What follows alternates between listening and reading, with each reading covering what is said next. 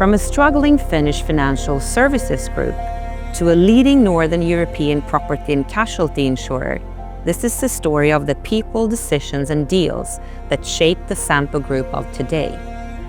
Welcome to episode 2 of Inside Sampo. After regaining stability, Sampo aimed to join the consolidation of the Nordic long-term savings market. But when one deal after another fell through, the company found itself back in the property and casualty insurance business through the acquisition of the then newly formed If, much to its benefit. With me at the studio is Björn Nalle Wahlroos, former Group CEO and Chairman for Sampo, and also Torbjörn Magnusson, former Sampo Group CEO. Nalle is the driving force behind the landmark deals that transformed Sampo. Nalle has a background in investment banking and is known as former chairman of Nordea and major shareholder in Sampo. He recently published his memoirs focusing on his years with Sampo. Torbjörn has been instrumental working as the Sampo CEO until October 2025. He's also known as former chairman in Nordea. And I'm Petra von Rohr, leading this discussion today. So thank you for coming here. I'd like to start perhaps asking you, Nalle, can you tell us how you chose Torbjörn as the CEO of If? With pleasure. We did a deal which we negotiated, put together in the fall of 2001, and eventually it was consummated early 2002. By which we injected our primarily Finnish P&C insurance business into what was then the Swedish-Norwegian operation called If.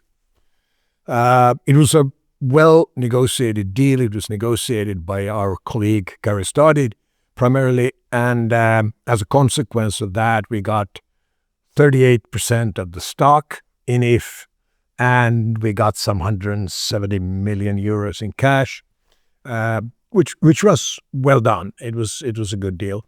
And together with the smaller pension insurer, we got 50% of the votes. And then the other 50% was held by Skandia and Storebrand, who were the other shareholders. I can still vividly remember the first Skandia management board meeting where Mr. Stadigh, whom I had appointed chairman of If, presented the numbers and the plans at If, because it was a shocker. We had just bought into this company. We had 38% of the stock, and the figures, the numbers were absolutely horrible. I had already earlier on, when we negotiated the deal, expressed my opinion that the first thing Kari should do is to kick out the then CEO. But he wanted to sort of get a feel of the place before doing something like that.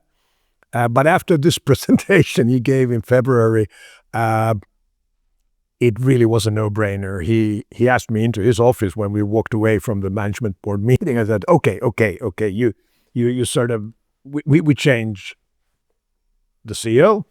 And then he added, but then you have to meet Torbjörn. And I had never met Torbjörn. I vaguely remember that there was a guy called Torbjörn who was running commercial, one of the 3 main divisions.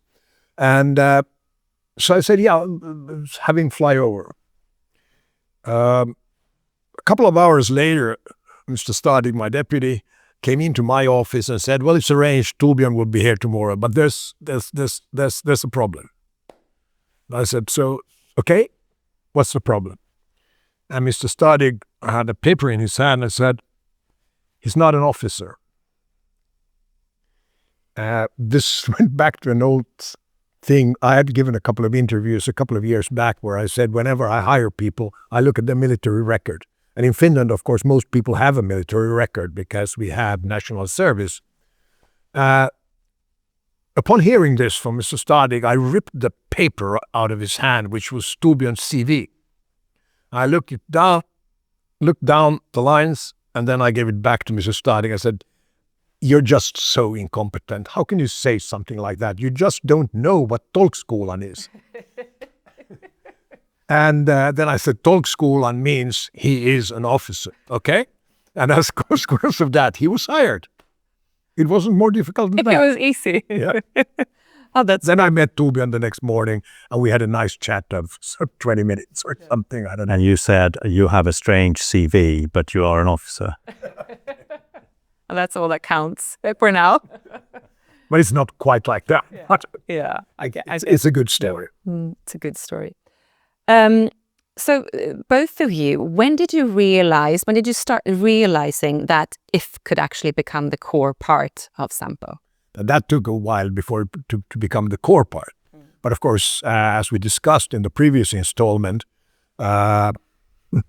particularly the guys at Goldman Sachs had taught me a lot about capital in P&C insurance, and as a consequence, we were optimistic. The deal, our acquisition of If was sort of generated, or the idea was generated by Leif Victorin, the Skandia CEO, who had a background in general insurance and who just had a very optimistic outlook on it, and by the Goldman Sachs team, who taught me at least a lot about capital.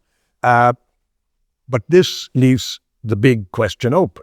We knew we had something that could potentially become a good company, but it required one thing.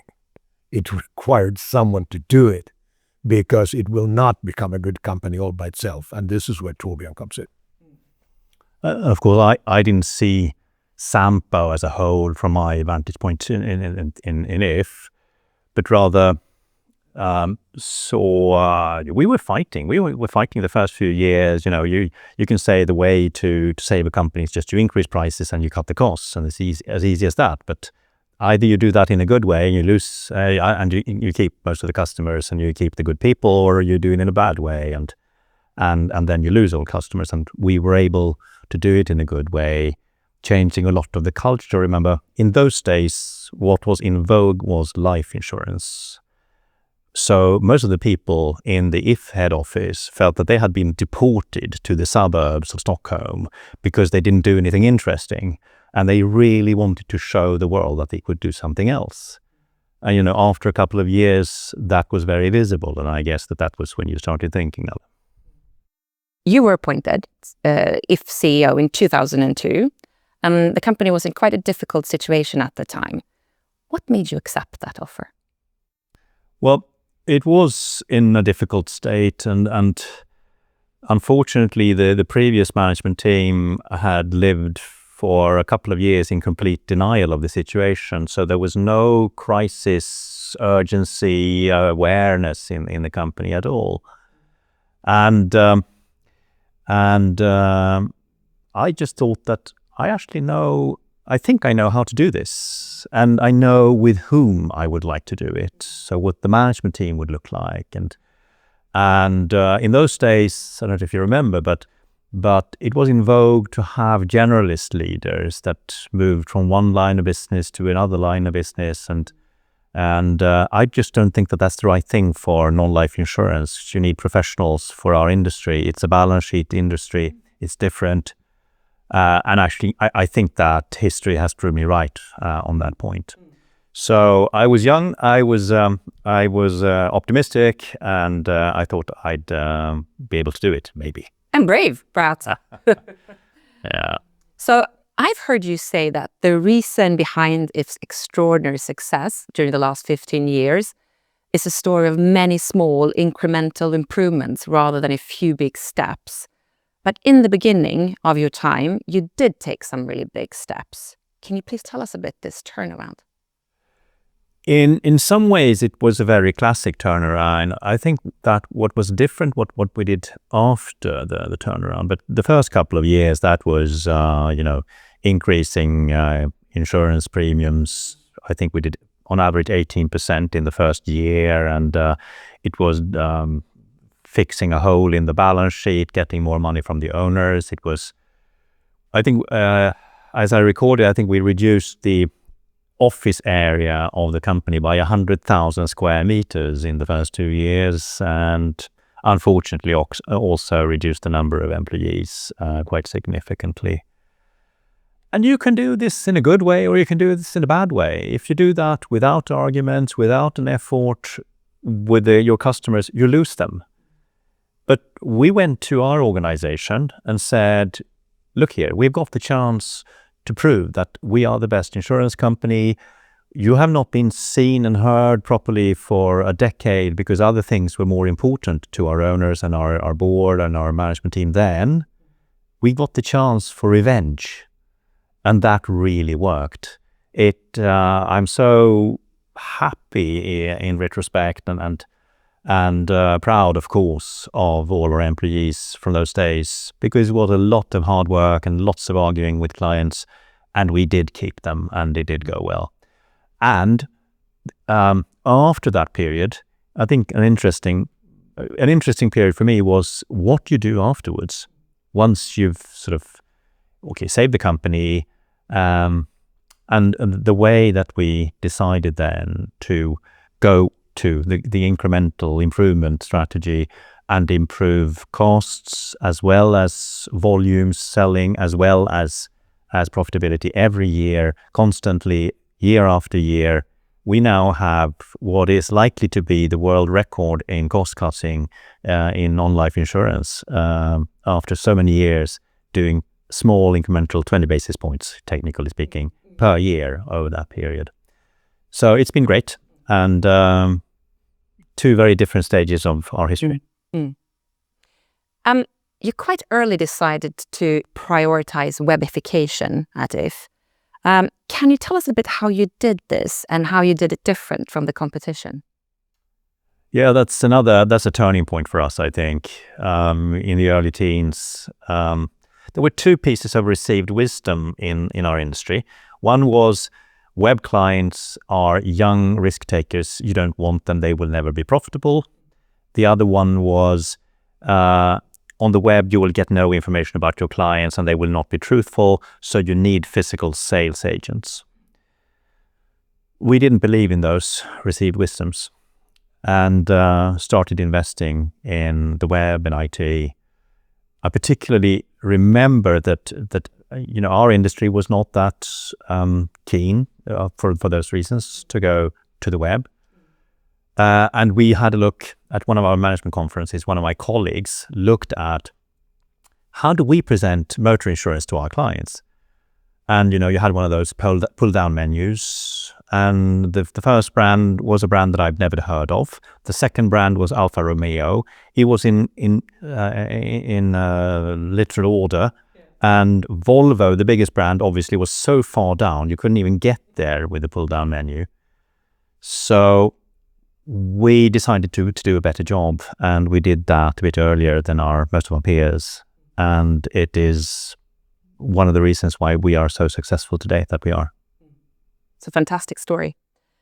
You were also prioritizing underwriting discipline over pure top-line growth, with the best at risk at core. And how did you create that underwriting culture? And what was the key to getting employees to commit to it? Because that may not be so easy. No, and this was the second period that I spoke about. What you do after you have the company in decent order. Yeah, after you clean it up. And in the management team, we decided on this gradual improvement strategy and to improve on all three parameters, costs, profits, and volumes every year, rather than have a cost program every 3 years, profitability program every 3 years, etc. And so we created a program that we ran, a culture program that we ran with all employees. And then, as you know, repetition is the mother of all knowledge. And a CEO and a management team, one of the biggest assignments you have is to just communicate. So we kept this best in risk idea alive for a number of years. And now it's still there. And of course, that name is internal. You can hear that. I mean, what does it mean it doesn't mean a lot to the outside world. But in our group, it does. And it's still here. It means gradual improvement. It means underwriting is the core of everything, both giving the customer good service and creating profitability for our shareholders. Sampo saw in If P&C potential that others didn't really see. And he managed to take full control of the company eventually. And so comparing to other deals that you've made, how would you rank If? It was probably the most capital creative deal I've ever made. Because, if we fast forward to the present, we got a 20% cash return every year in the form of a dividend on what we had paid on for If, and we got 10 times the valuation. So you get a 20% cash return plus 10 times the capital. You have to admit that most hedge fund managers would drool and go crazy with something like that. So it certainly ranks as my, I hesitate to, I won't even say as among my, it is the best deal we've ever done. But as I said, it did not come automatically. It required a lot of work from the team. But that's also a reason why I see it as one of the best things that you've done, because others could have tried to prevent it. Same thing with Sampo Bank. Other people could have tried to do something about it, and possibly Hastings as well. And all of those you did, despite that. And you are both known for being very good at evaluating people and identifying good leaders. How do you do that? In my case, I have absolute. Torbjörn is more of a systems man. He's an engineer at heart, and he does things by the book. He wrote the book, but he does it by the book and in a very orderly fashion. I'm more. I come from the sort of more intuitive corner of investment banking, which basically means I tend to get a feel for people, and it's only possible to evaluate my track record with respect to people in retrospect, because I don't have a score sheet or anything like that. I just sort of get a feel for people, and I have hired way many really good people than I have hired bad apples. And then of course it helps to have a fairly sort of short fuse or something like that. Not to accept underperformance for a long time. I'm not sure that that's entirely true, Nalle. I think you have, as do I, a relatively numerical background, an analytical background, and you turn that, I think, as do I, to analyzing people, be that consciously or explicitly, or more of an intuitive investment background, but you are extremely good at handling and appointing the right people. And I think that I've learned a lot from that, and we have really good people in the group. Mm. And that's key. Nalle, you also have a very strong view on how to remunerate people and incentivize people. Can you tell us a little bit about this, and also with comments from you, Torbjörn? I'm not sure I have a particularly strong, or at least, well, I have a strong view on it, but it's not particularly exceptional. I just think people should have a share in what they are creating, something clearly on top of what they're making as a sort of minimum to sustain their daily life. And that portion of what they create should really be sort of based upon a reasonably good estimate, a reasonably good evaluation of the shareholder value that they have created, so that the interests of our investors and the interest of management are as closely aligned as humanly possible. There are, of course, taxes to consider and stuff like that, but still, that is what you want to do. The only thing that sets me apart in this is really that, in a rather un-Swedish way, I, on a couple of occasions, have sort of decided to be a bit too outspoken about this, starting with having to do with Christian Clausen's sort of apartment on Norrmalmsvägen, which was actually a part of a cost-saving plan at Nordea, and going to the big bonus debate we had about 10 to 15 years ago in Sweden, where I did not yield much ground, and therefore we never changed any of our incentive schemes. We always stuck to our main incentive plan, which we had set up way back in 2004 or something like that, even if there was a lot of controversy and a lot of big Swedish sort of investors, starting with Investor, the company, felt they had to sort of make amends to public opinion. We never did. We always paid people in what I think was a rather smart and very simple incentive scheme, which gave them a part of what they had created. Mm. And they were also quite long-term, weren't they, compared to others? Well, yeah, we basically, our system, we didn't call it that, but it was essentially synthetic options. I mean, they got a part of the share price increase times a certain number of units that they had been allotted 3 or 4 years before. I think that is an important point for Sampo and also as an insurance company, because the insurance things change very slowly, and remunerating people on a 1 to 3 year perspective is too short. And we've always done with since the very beginning 6, 7, 8 years, and I think that has been very, very a part of the reason why we've succeeded. So that's also partly a sector aspect of it, as you explain it, Torbjörn. It should be a sector, but I don't think many companies have done it. One of the problems, of course, is that in general insurance, a lot of our biggest competitors are mutual. They don't have a stock price, so they have to come up with something else. That's it for the second episode in our podcast, Inside Sampo. Thank you, Nalle Wahlroos, and thank you, Torbjörn Magnusson, for sharing your insights. And of course, to you for tuning in.